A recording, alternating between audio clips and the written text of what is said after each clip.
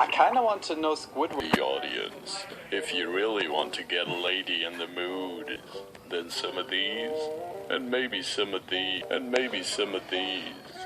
You're welcome. It's a giraffe! Earl doesn't appear in enough episodes. The whiny teen trope works coolly dim-witted antics. If I had to name the single most important thing SpongeBob has taught me, it's When in doubt, chips in a bottle, and to this day haven't been able to find the SS Fancy. The Krabs having hearts in his eyes instead of dollar signs for once is just a joy to look at. Many people don't know this, but this is actually the English version of the Italian ballad Not Ballo Italiano. The third Mr. Krabs-centered episode in a row. This one, I'll admit, this one's a bit of SpongeBob. An all-around funny episode. I'm glad they didn't pass off Patrick as a jealous dumbass in the end. He didn't once manage to pass his exam. Your age. Yes, famous. And buy myself a really expensive astronaut get-up to cosplay as Sandy on Halloween. Look, it's McDonald's back in October.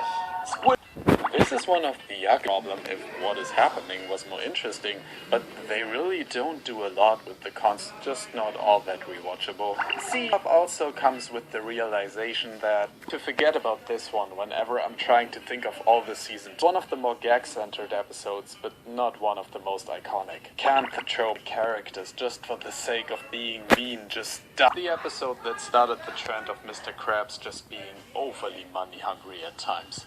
He got some really great episodes in the second season, but all that exciting first episode to go along with them. Season 1. Have you ever noticed salt shakers? And where does it all go? Here, all of his segments were nothing more than filler, and to be a minute long. I guess the intent behind the episode was to be a final Bishops?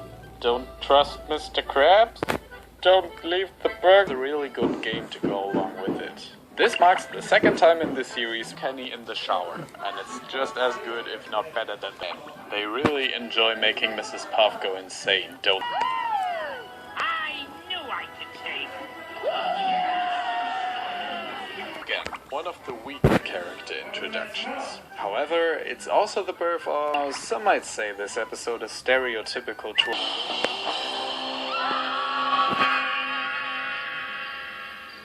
is such an underappreciated episode. Is also the most frustratingly stupid SpongeBob has ever. Thanks to this episode, we got a Yoshi clone in Battle for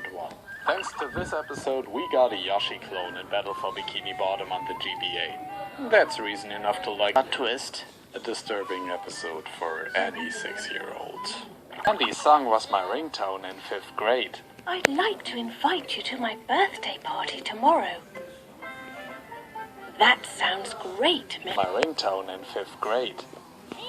Funniest SpongeBob has ever been, so definitely better than Disneyland. The montage of them catching the jellyfish is fun. The mediocre episode. Michael here. Now you look at this head. No wonder people are afraid of technology. SpongeBob has ever been, so definitely better than Disneyland. Is it Disneyland? Is it any wonder To get back in your exoskeleton. people are afraid of technology? Technology. 1 minute. Gets me every time. The montage of them catching the jellyfish is fun, but it's just a very mediocre episode otherwise. Didn't you promise to clean up this room yesterday? You can't leave toys lying around. Whoa, hey guys. Look at this head and tell me with a straight face that SpongeBob didn't know about Christmas back in season 1. About it. Yes, I'll be your girlfriend. Hiding the pickles under his There's my childhood. I continue to trying to think of all the season 2 episodes. Characters being mean to other characters. Die, please.